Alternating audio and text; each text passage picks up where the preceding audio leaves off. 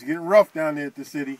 With that being said, I want to make sure that you understand that we got Professor, no, I won't call him Professor, Dr. Timothy O'Brien is in the house here at Freemanstown, and we're going to talk about that Gregory linking, I don't know what it is, school, museum, whatever it is. We're going to talk about it for these few minutes on Connect the Dots. How you doing, Tim? I'm doing great. Thanks for having me. All right. Now, so we continuing up, making our word bond. Last time we spoke to you, had the press conference. We got coverage in the Chronicle. Came out in the Chronicle, November 13th edition. Critics accuse Library of selective history. Activists say story of poor blacks are excluded. So let's go right into it, man. What's going on down there at the Gregory Lincoln School, Museum, Archive, whatever? Let me clarify what it is, Robert, for your listeners. It is an archive. It's not a library. It's not a museum. It's an archive for people, anybody, usually historians, credentialed historians, sometimes political scientists, to go and look at one-of-a-kind collections and then write the history of people of African descent.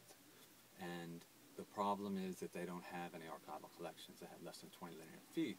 So this newspaper article was 1 year after it opened. And it was $11 million to rehab it of our taxpayers' money, and then roughly $1 million in salaries and utilities to keep it running. And now, as you mentioned, the budget crunch. They're looking, I think the paper just said today, $30 million for this year, and then maybe $500 million in the next 5 years going out. So anyone that knows anything knows what's going to get cut first. Minority programs get cut first at universities. This is a city. This is a library system. So when you cut $15 million out of the police budget and she's looking for land to sell, what do you think is going to happen? And from the years of research I've done about Freemanstown, Fourth Ward, you know, no one's going to jump up. 4 million taxpayers in Houston aren't going to jump up and say, I want my black history. That's not going to happen. So unless the people who are interested in African people's contributions to our nation, particularly people in the greater Houston area, that's what this is for, then I see it being shut down. And that's a shame. And I gave a talk Friday to a crowd that was very Anglo and conservative, and they didn't want to hear it. They wanted to talk about its museum, this, that, and you need a business plan, but it's a city, and it's a top-down thing. So there's not a business plan to make it survive. There's a plan, just like there was a plan to eliminate Allen Parkway Village and to eliminate all the people of African descent from Fourth Ward. That plan is going forward. That's where we are right now. This is a critical time when you look for things to cut. So what we're doing is we're trying to rouse our constituency to take a look at. We're not willing to take a haircut alone. That's what we're saying. Everybody's going to have to be. There's going to have to be equal. This budget cutting is going to have to be an equal opportunity offender. We don't just want to take it on the chin for that. And it really comes from the fact that you're saying it's not being used in the way that it could be used. Like I have a box. I have boxes and boxes of just documents that I hold on to. And my wife says, what are you going to do with those? And I've often thought about, these papers seem inconsequential to you and I right now. They may seem like junk now. But this is correspondence between myself and maybe Minister Farrakhan, myself and him writing us, and things you would think were generic, but 20, 30, 40, 50 years from now, when people are writing books about the history of Houston, particularly I've been over the mosque for 23 years, these past 25 years, these may be helpful in terms of primary source documents. And it's not they may be helpful.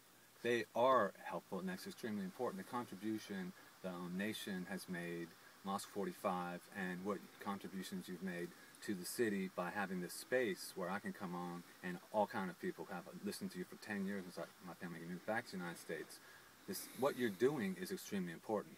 And if those papers, if they're just scattered to the winds, not only yours, Esther King's, Bobby Caldwell's, Linwood Johnson, on and on and on, if these things aren't preserved, people like myself who are credentialed cannot write that history. These are one-of-a-kind documents. And what I was watching Minister Farrakhan on the website.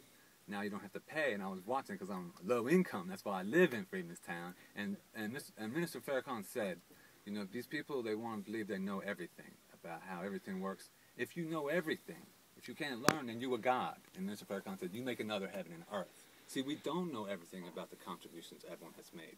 That's what this facility exists for, But if you don't have the documents and you're turning people away and you're not getting money, those documents you have are valuable. And other archives may purchase them. I'm in the process of selling off my Lightning Hopkins collection for this manuscript, and I'm going to turn into a publisher. And this is a small amount of money, but there's several archives across the nation that I've given the appraisal, and they're looking at it. Times are tough, but the city needs money to buy those collections, and they're not doing anything to get the money. And another example, it's not just Gregory, African American Library Gregory. Texas Southern University has Mickey Leland's papers. They've had them for 21 years. They've got almost $500,000 to make them available to the public. They haven't done that. So this is a systemic problem. And I think this article, people don't want to hear an Anglo person say, what's the problem? A top-down history, some of this history is going to indict the ruling class, including ruling class of all color. So if you're the ruling class individual, and it's going to say, well, Congressman such and such did that back in the 4th Ward 15 years ago. Well, Mayor Parker doesn't want to get in the bonds with the Congresswoman or any of the state representatives when they're going to Austin, they're going to Washington saying we need some money for the city. So that's what's going on with as far as the working class in this article. But the bigger issue is, do people in Houston of all colors, because this is not just African American history, this is American history, do they care enough to say, we appreciate the contributions of people of African descent?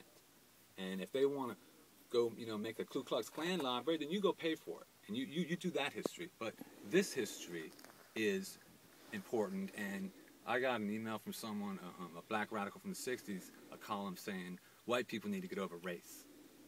I'm never going to get over race because an African-American church burned down in front of my house and almost killed my family.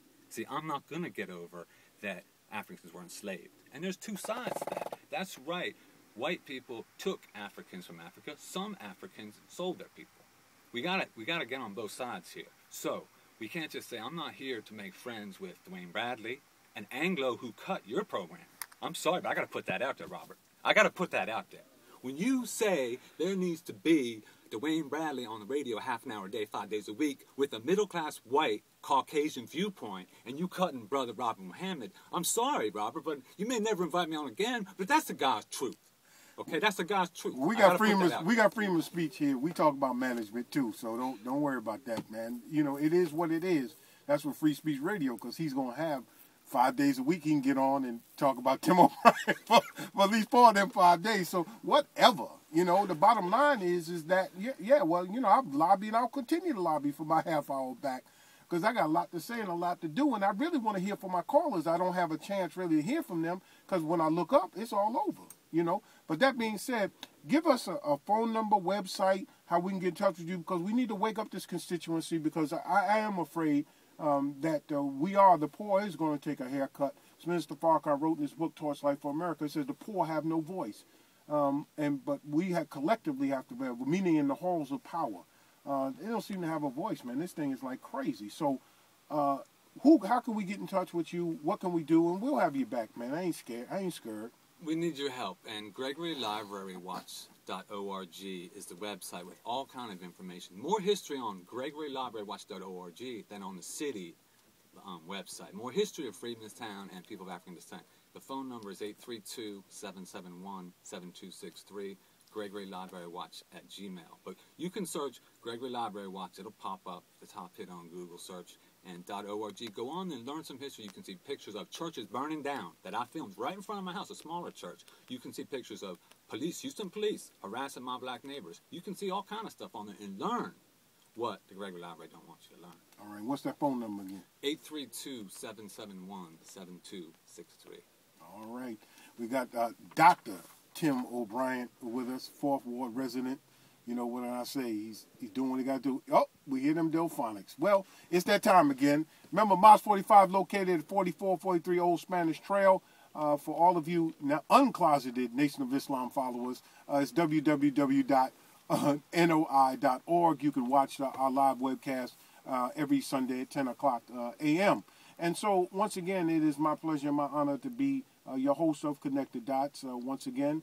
And please, don't listen to the talking heads. Think for yourself. Remember, our motto on Connected Dots is the people are smarter than you think.